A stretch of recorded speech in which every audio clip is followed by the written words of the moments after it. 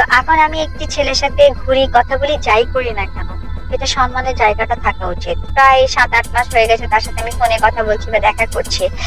তো ও সম্মান দিতে চেয়েছে এবং আমি সম্মানটা গ্রহণ করেছি। তো লং টাইম থাকতে আমাদের কিন্তু একটা হোটেলে থাকতে হতো। কিছুদিন ধরেই শোনা যাচ্ছিল অপু বিশ্বাস নাকি সিঙ্গাপুরের কোন ব্যবসায়ীর সঙ্গে প্রেম করছে। এ বিষয়ে একটি ইন্টারভিউ দিয়েছিলেন তিনি। একটি ফোন আলাপও ফাঁস হয়েছিল, যেখানে অপু বিশ্বাস নিজেই বলছিলেন তিনি আবার দ্বিতীয়বার বিয়ে করবেন।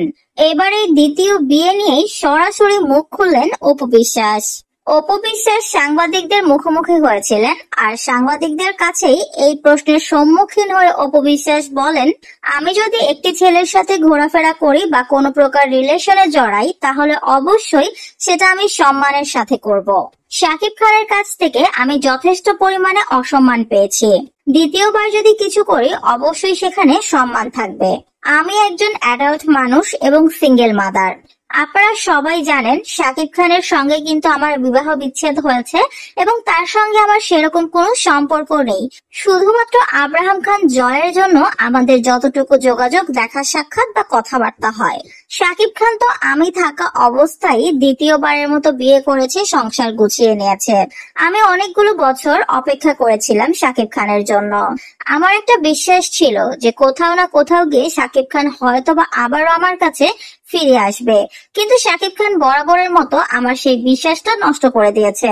আর সেজন্য আমি সিদ্ধান্ত নিয়েছি আমি দ্বিতীয় বিয়ে করব, কারণ আমারও একটা জীবন আছে। তাছাড়া আমারও বয়স হচ্ছে, বেশ কয়েক বছর হয়েছে আমার মা মারা গিয়েছে। আমার ভাই বোনরা নিজেদের মতো সংসার নিয়ে ব্যস্ত আছে। আমি যদি মরে যাই তাহলে আমার লাশ ঘর থেকে বের করার মতো মানুষ থাকবে না।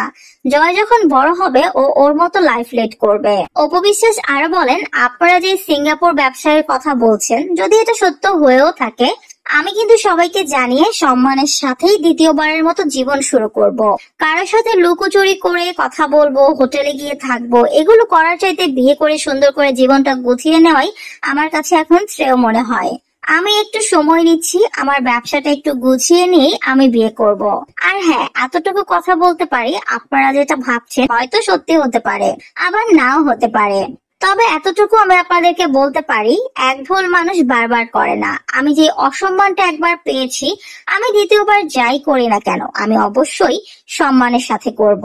আমি রিলেশনে যাই এবং বিয়ে করি, যেটাই করি আমার সবকিছুতেই এবার সম্মান থাকবে। लाल कलर की साड़ी में कुड़िए तू डेंजर लगती है, लाल कलर की साड़ी में।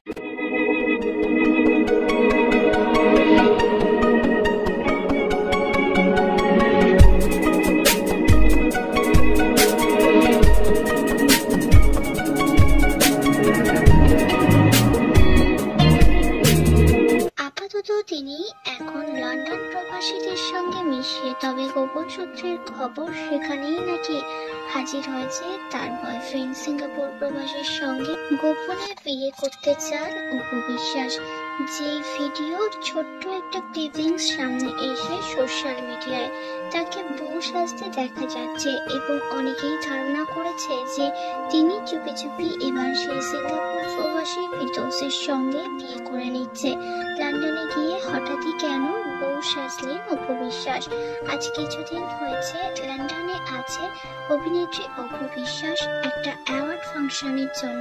অপুকে নিজের করে পেতে সিঙ্গাপুর ছেড়ে লন্ডন গেছেন ফিরদৌস এবং তারা সোশ্যাল ম্যারেজ করতে চায়, এমনটাই গুঞ্জন উঠেছে অভিনেত্রী অপু বিশ্বাসকে। বাড়ি থেকে আমাকে দেখতে আসবে, তাহলে সেক্ষেত্রে আমি কি করতে পারি তুই আমাকে বলে দে।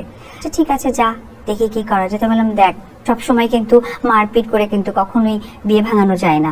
এবার তুই যদি মারপিট করিস, বাবা বলছে তোকে না আব্বা বলছে তোকে জেলে পুরে দিবে। তো বলছে আচ্ছা ঠিক আছে, কে কার জেল হয় ওটা দেখা যাবে।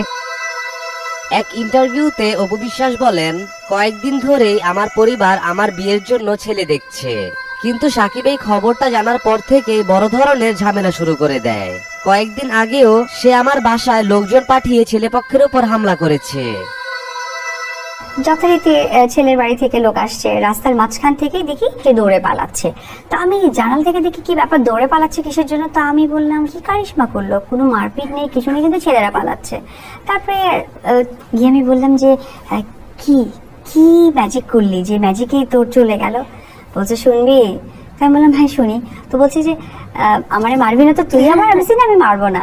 সত্যি? হ্যাঁ সত্যি। প্রমিস? প্রমিস। আচ্ছা এত না ঘ্যান ঘ্যান করে তাড়াতাড়ি করে বল কি করলি?